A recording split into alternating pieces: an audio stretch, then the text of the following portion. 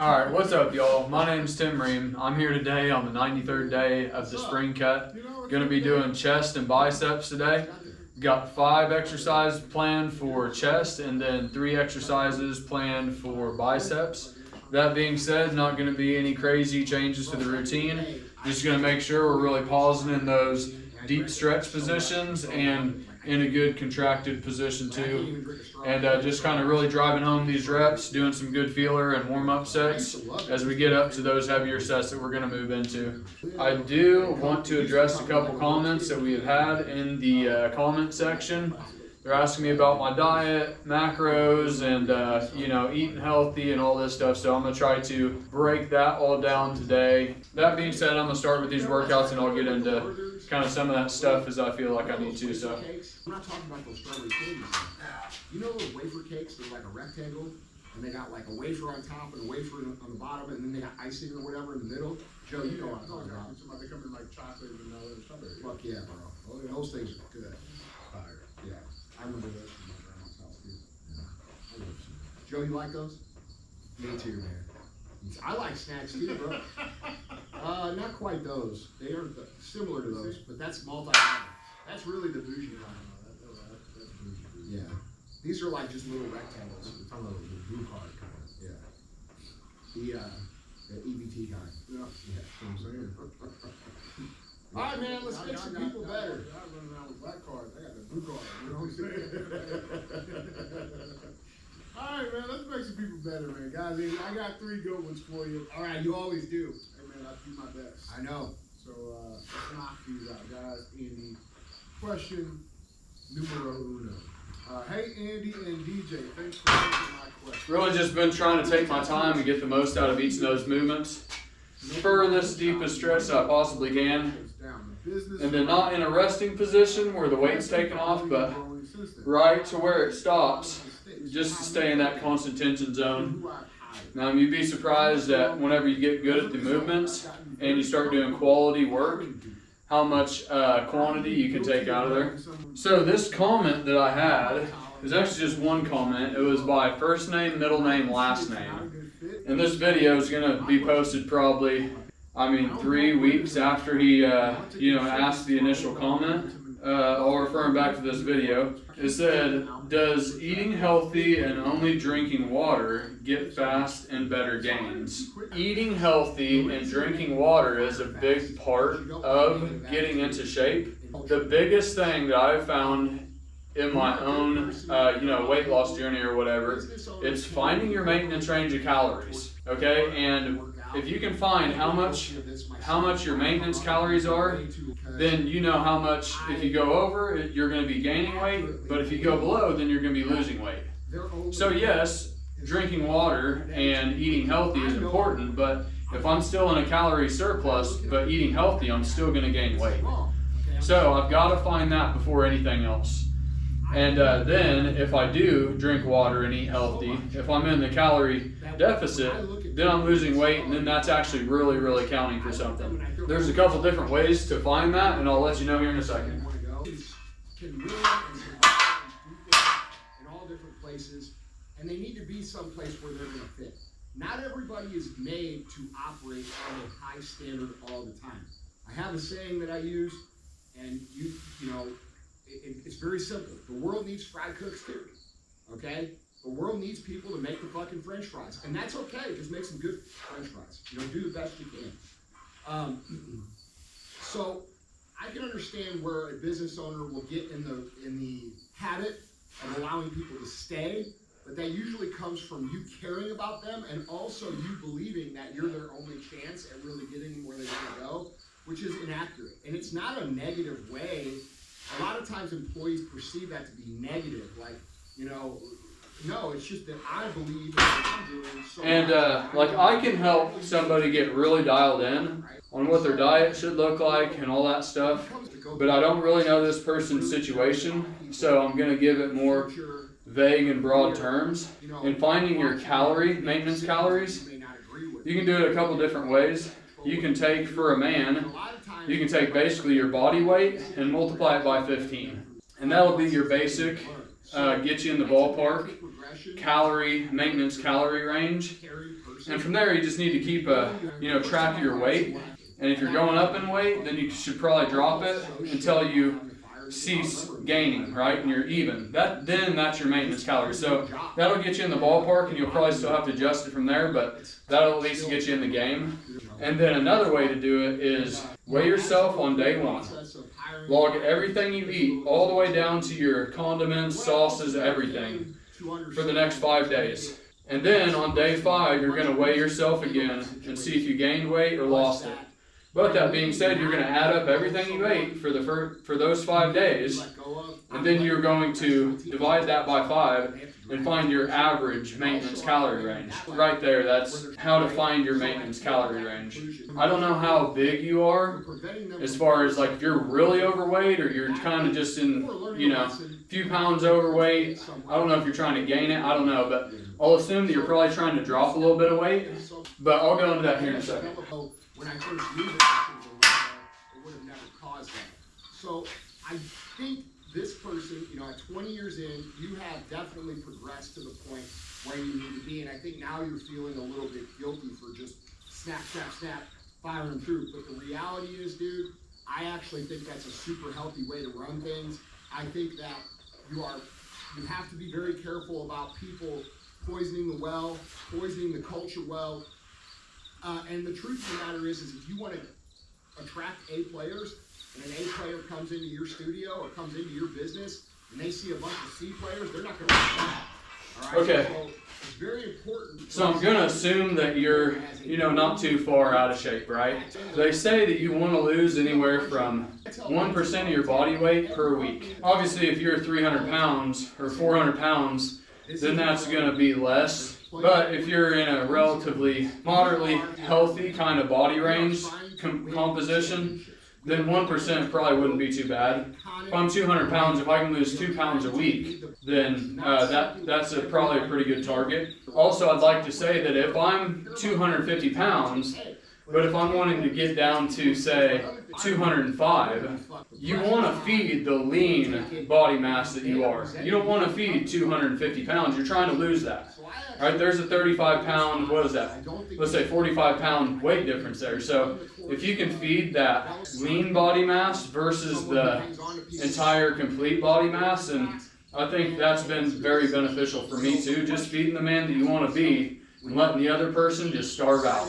Once you find your maintenance range of calories, if you can go under that 500 calories, 500 calories per day times 7 days in a week is 3,500 calories. And 3,500 calories is how many calories is in 1 pound of fat.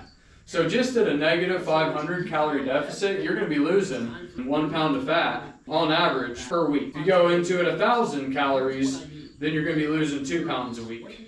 You can start throwing maybe a little bit of cardio in there or increasing your activity, and you can offset it that way. But just for general terms, that caloric deficit, you got to know how much is in a pound of fat, how many calories, and it's 3,500. So that'll definitely help you out too. All right, this is going to be our set to failure. We've done pre-exhausted chest pretty good, and we'll move into this one here. You might have a B player, but that B player, with just a little bit more, investment in education or whatever it is, they could be the star of that studio for sure. And so like that's got to be a hard thing to kind of to kind of eyeball and judge, man. I'll tell you what's really hard. What's really hard is when you have someone that has that potential, and because I've been doing something for so long, I can see that they have it, but they don't believe they have it, and because they don't believe they have it, they don't really try to let it materialize, and then they go from thing to thing. You know how many people I've worked with in my life, bro, that are fucking 1 inch away from being fucking great at what they do, but because they were raised in a shitty family, or they have shitty friends, or they have people in their ear telling them they can't do anything, they don't really try, and they never do. Okay. All right, so like I said, just kind of speaking in general terms there. So if you find your maintenance range of calories, it's all dependent on there. That's where everything hinges at. For me, I've found that if I eat processed foods, they just stick around. It takes longer for my body to process them or something, but if I eat foods that have one ingredient, chicken has chicken, not all of my foods have a bunch of additives. Like if I'm eating oats, it's not like Quaker oats with all the sugar and all the additives and all that. It's literally just rolled oats. Like, that's it. So I try to keep the things that I do eat very, very simple. Because I find that if I eat organic or just really raw foods, my body just processes and tears right through them. So I think whenever you are eating healthy and you're drinking a lot of water and you're in that calorie deficit, that's whenever you're really going to be able to notice it. We move over here to machine incline press. And one thing that I was just doing there is whenever I was pausing at the end, I wasn't doing anything but basically just letting the weight pull down into that stretch. Like, I was letting the weight do the work. Okay, and he says, what is your diet routine, if you don't mind me asking? So we'll get into macros here. I don't want to get too technical with, but still kind of important. I didn't want to put it in the comments just because I want to give you accurate information. I want to give you information that's actually going to change your life, you know, if you go to apply it. So I wanted to get more of the intricate detail worked out on a video for you to actually be able to work from. We'll go into that here in a second. But she just walked in and took my spot, the position I earned. She got it handed to her. Next year, I'm going to strive to get third place. I do not want it to happen again. I want to be a killer next year. I want to be the oh shit kind of player when coaches see me, not the we got it in the bag kind of player. I'm a decent ball player right now. I started shortstop for travel, and I have an 800 fielding percentage, which isn't great, but it's good. I want my coaches to have to play me next year. What tips do you have for me to get mentally prepared for that? Well, I think you got the right attitude, okay? I would caution you, who's going to speak. So he asked me what my diet routine was looked like. Basically, I just broke down how I kind of eat, and it's very raw. Not everything is organic, but what I do eat is just one ingredient in the label. There is, I do believe, an important combination of macronutrients. So whenever you do find your maintenance range of calories, and there's apps you can do this with, or you can log it all manually and break it down.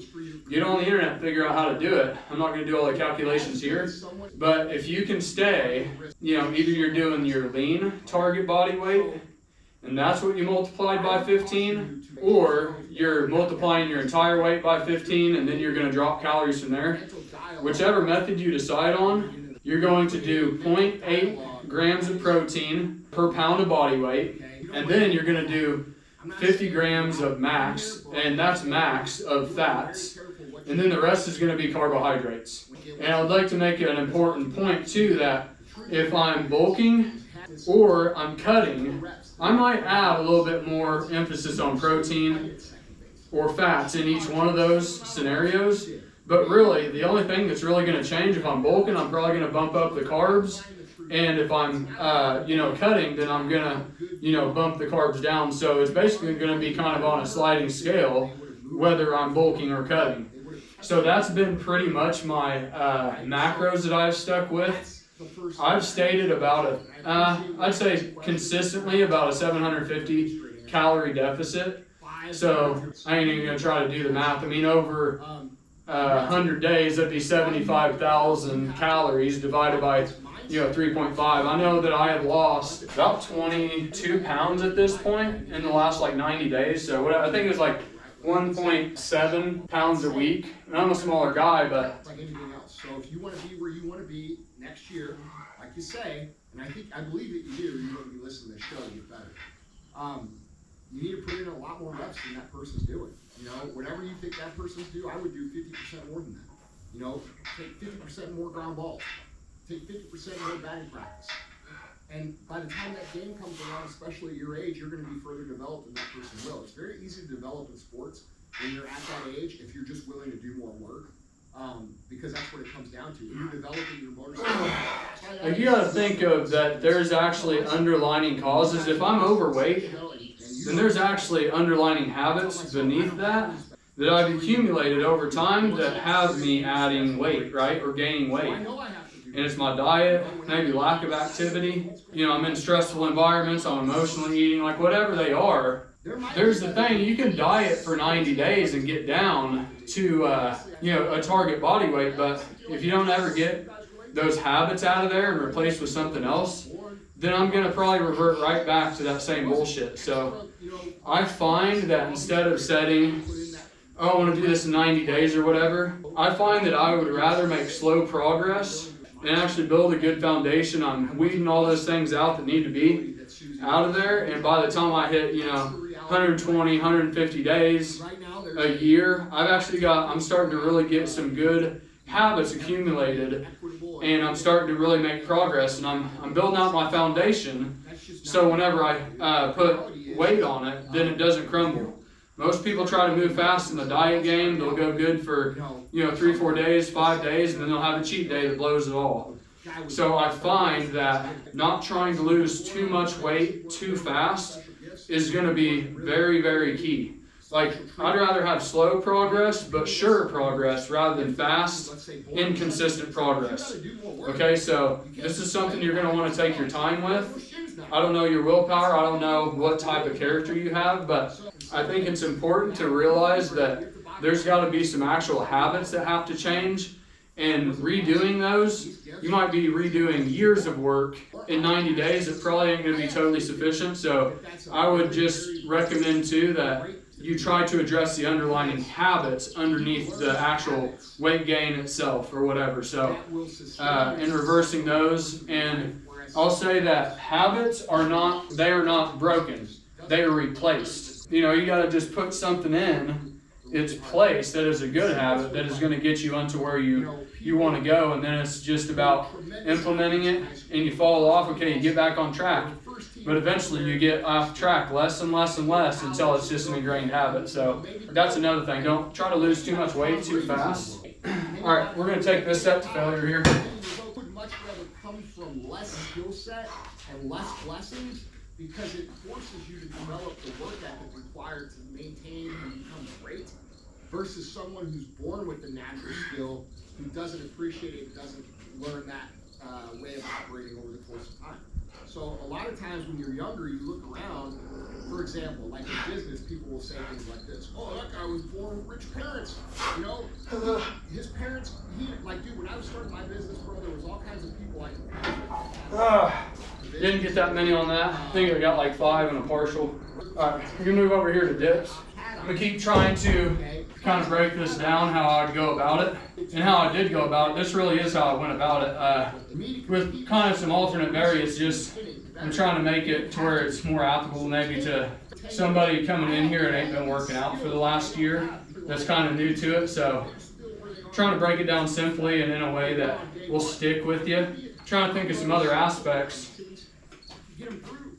So 10 years down the road, when you've dedicated yourself right now at 14 years old to, okay, I don't have the gifts that Susie has, and I've got to put in twice as much work to get. If you adopt that mindset now, dude, at 25, 10 years from now, you're going to be killing everybody because of the mindset that you develop. All right, so just be okay and say, hey, I didn't get everything everybody else got, so I got to work hard. Absolutely. Good luck in your season. Have any question number 3?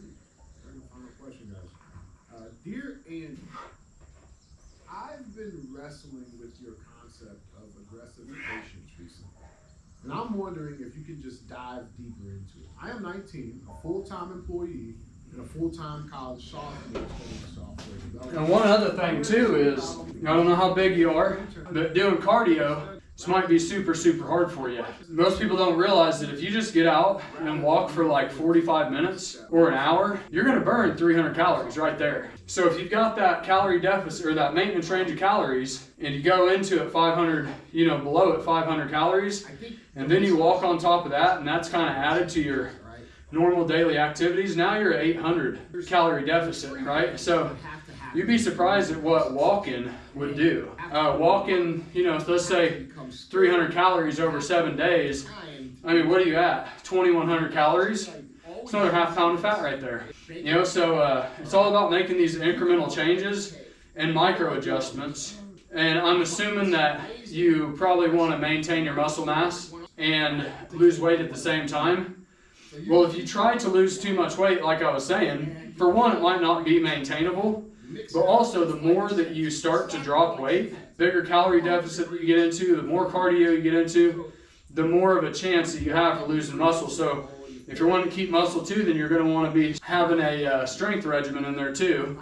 And that's why I suggested the protein ratio of 0.8 to 1 gram roughly, and how I had the fats, proteins, and carbohydrates laid out for you. Time in terms of what it takes for us to materialize our outcome in most situations. Now, there is a max velocity that we can achieve, but there is also things that we cannot substitute because they take time. For example, it takes time in business for a customer to become acclimated to your brand. It might take 5, 10, 20, 30 impressions before they ever think about trying your brand out. That doesn't happen in 1 minute just because you want it to. It takes time, okay? When we think about what that means that we have to be patient. We have to allow time. And like I said, I can get you very, very dialed in. If you read the back of the label on all these foods that you're going to eat, you found your macronutrients mix, found the foods you want to eat, I would suggest getting a kitchen scale and weighing it out, the food, because whenever I was just eyeballing it and using like a dry, say like with oats, using like a dry scoop to do a half a cup, I'd have the half a cup scoop and I'd scoop them out and I'd be like, all right, that's good. Or 150 calories, it was 40 grams per half cup. Well, whenever I was doing the half cup and I went to go weigh it, it was actually 60 grams, 50 and 60 grams. So now my calories might be at 200 with that one scoop that I thought I was only consuming 150. And if you do that with 6 or 7 different foods during the day, then if you're only working at a 500 calorie deficit, it's starting to shrink incrementally. And if you're only at like, say 250 calories, at a calorie deficit of 250 calories, then it's going to take you 2 weeks to see 1 pound of fat loss. And it's just going to get so discouraging that it's just like, I don't see any progress. So you're going to want to be at enough of a calorie deficit to where you actually do see this stuff, whether it's like every day or two or something. I would suggest too, as you start on this weight loss thing, get all of your measurements with a tape measure, period, and take progress pictures, okay? Because whenever you step on the scale, you might not see it, but you can take those measurements and start seeing, oh, my waist is getting a little smaller, my legs are getting smaller. So the tape measure is going to be a big deal for you to refer back to, plus the progress pictures for you to say, okay, I can see a change here. Because sometimes we just don't see it. All right, we're going to go into, I'm going to do one more workout, which is going to be the cable flies. Then I'll kind of drive them home with the dips over there, but yeah, we'll start with this here. 365 days, she wants to improve her skill set. She shows up on day 1 and just she works out for 16 hours that day. Shows up for day 2, 16 hours. Shows up for day 3, 16 hours. Shows up for day 4, 16 hours. Doesn't show up for day 5 because she's like, fuck this, okay? Whereas the person who shows up every single day for 8 hours and crushes exactly what they do, and they do that for 365 days straight, that is going to be highly skilled because they allow for time to do its part. Yeah, I can't tell you how much of a difference that scale made. Whenever I went from just eyeballing my food, like whenever I was big, I was eating whatever I wanted. Then I realized that I had to get better about this. So I cut the portions back and they looked better, but still, I kind of knew I was still, not operating as good as I could. And then whenever I finally got to the point where it's like, dude, I need to throw this on a scale. And I threw the amount of food on the scale that I thought I was doing good with. And I looked at it, it was like, damn, this is still like 3,000 plus calories. Like my eyeballs and my appetite were still at the 3,000, 3,500 calorie thing intake, but I needed to be at about a, 2,000 calorie diet. So I had to literally get it all out of there, see what everything looked like on the scale, and just look at it and say, if I'm going to make any progress at all, then this has to be the amount of food that I eat, period, or I'm not going to get the results that I'm actually after. So, you got to be honest with yourself, and, you just got to really just see it on the scale and say, dude, this is the new norm here for a while. There's a program that helped me out, and it's called 75 Hard. And 75 Hard had me drinking a gallon of water a day, and it had me on a diet that I couldn't break, or I had to start over, right? So if you go download 75 Hard app, it's like an ACE. It has an ACE sign with like 75 inside of it. And that will be an app too that'll kind of help you. Maybe you got to take a progress picture every day and all that stuff. So they can definitely help you out. All right, we're going to do one more set here. This workout's kind of dragging on a little bit longer than I typically do it, but I want to address some of these things here.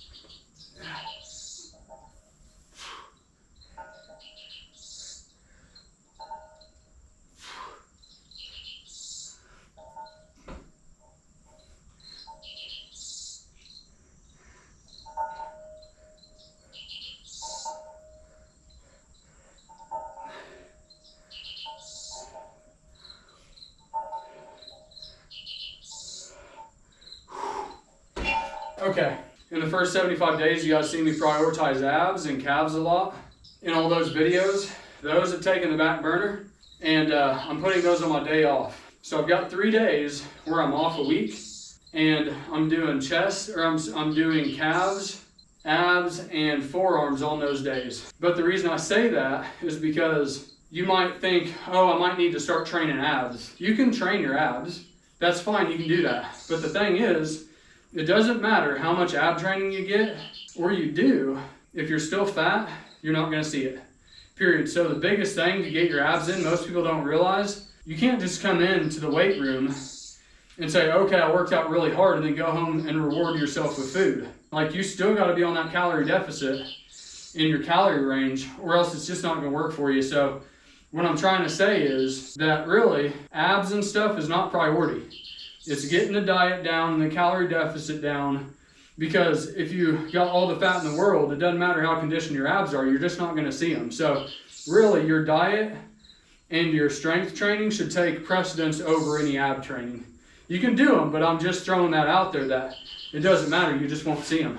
So it's best to focus on the things that you can change that will bring that result about. I'm gonna do biceps now. This is drug on a little bit longer than I would typically like it to, but I was breaking all this stuff down. I think it's an important video. So I'm still gonna do, even though I am feeling pretty good and exhausted, I'm gonna do some bicep work. Do probably like 5 sets to failure and then call it good. Nothing too crazy here.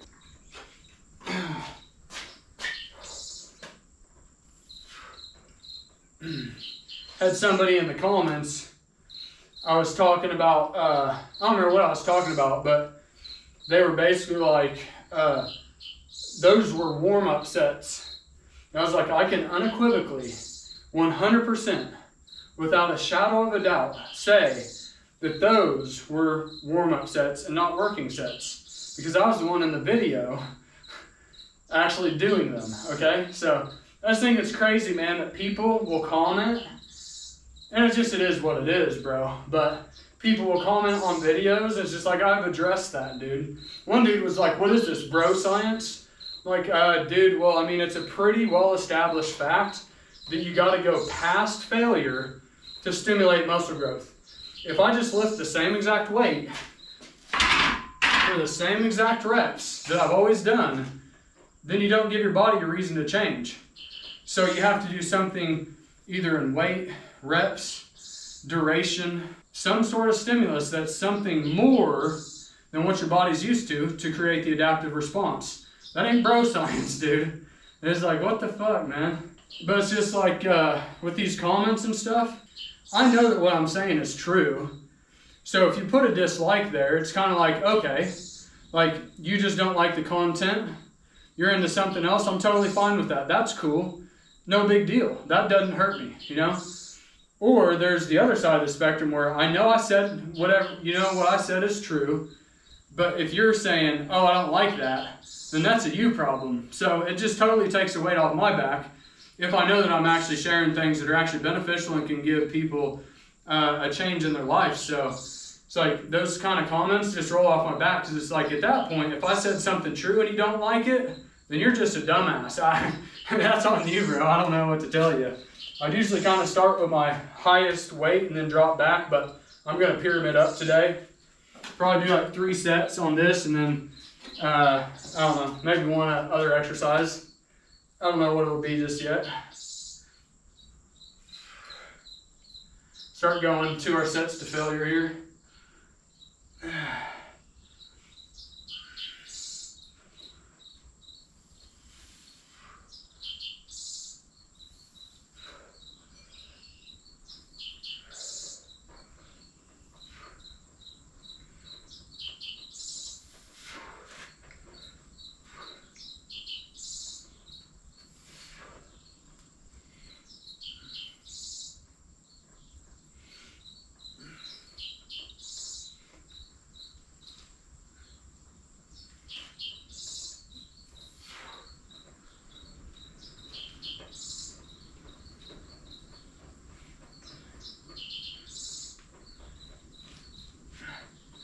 And hell, who knows? You might even be, a strength competitor and you're trying to lose some weight, trying to get dialed in. Just know that whenever I started this weight loss thing, like I came in here with a bunch of spare fat. I was basically overnourished, and for the first probably 2 or 3 weeks, I was fine energy-wise. But after about 2 or 3 weeks, at a caloric deficit, my body kind of worked off a lot of those excess remaining reserves and all the carbohydrates and all the stuff that was in my system. And I started to get really low on energy. And whenever you don't have the proper fuel for your body, then your strength increases go down. But you gotta think, man, like for me to be ripped, for me to be lean, to be in better shape, to look better physically, at the sacrifice of a little bit of strength, I feel like it's a total trade-off. And the thing is, whenever you get down to baseline where you want to be, 10%, 12% body fat in that area, or wherever you want to be, like whenever you start going back into a caloric deficit or a caloric surplus, you're going to be able to get a lot of those strength gains back anyways very, very fast. So it's just a temporary thing too that I'm wanting to kind of just make known, just in case that's something you're thinking of.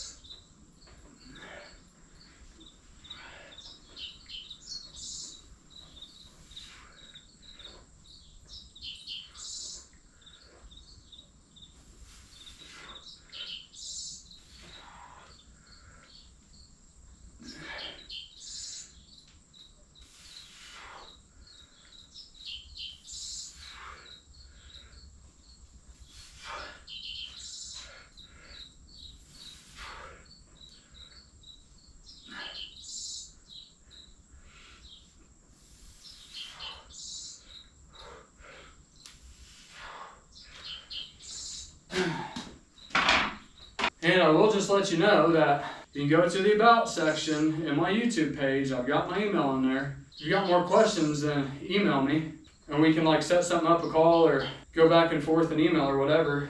Help you maybe with the training regimen, getting your calories right. This is a disclaimer. I'm obviously not a dietitian or a doctor. That's just what helped with me. Obviously, consult your doctor. Do whatever you got to do.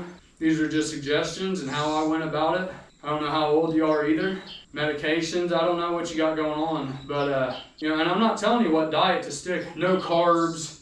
I'm telling you what kind of macronutrients to stick with. But you can get that from the Mediterranean diet.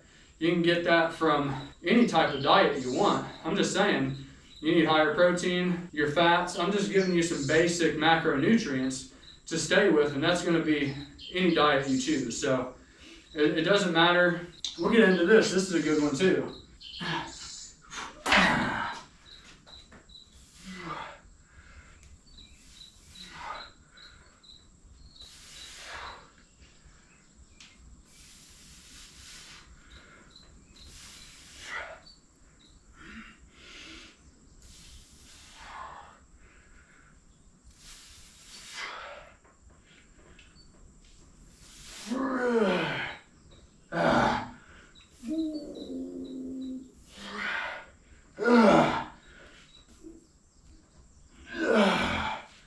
Alright. We can get into this whole thing too. This is an important aspect. People think, oh, if I eat fats, I'm gonna get fat. If I eat carbohydrates, that'll make me fat. No macronutrients in and of itself makes you fat. This is why I said the most important thing that I started this video out with was your maintenance range of calories. I can eat all of that, 2,000 calories, let's say just as a rough figure, that's my maintenance range of calories. If I eat 2,000 calories of nothing but fat, my body weight's gonna maintain. Now, if I eat 2,500 calories of fat, then I'm obviously gonna increase in body weight. There'll be fat deposition. There'll be excess and accumulation. If I eat 1,500 calories of fat, I'll lose weight. So it's all about, am I burning off more? Am I working off or consuming less than what I'm burning? So there's no bias. That's a myth, is what I'm trying to say.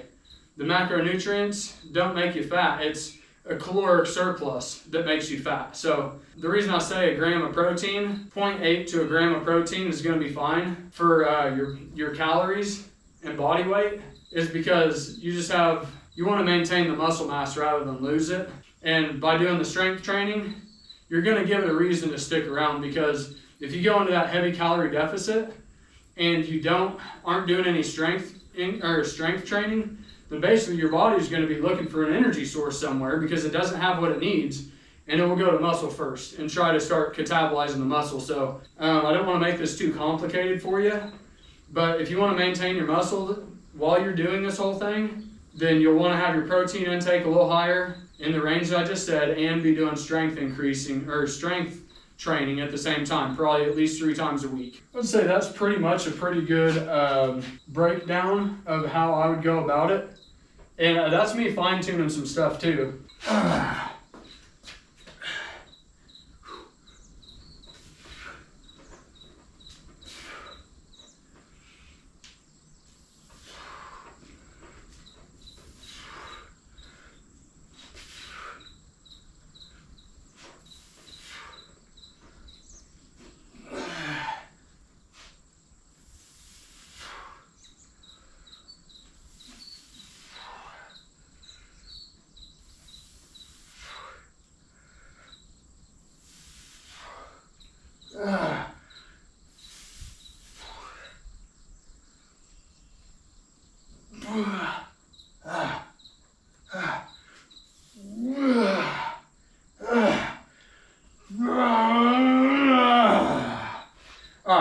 Alright guys, I'm going to call it good on the biceps. Kind of lost my train of thought there at the end. Could have gave that a little better intensity and focus. Oh, but I want to address this video. But anyways, that being said, alright guys, anyways, that was day 93 of the spring cut.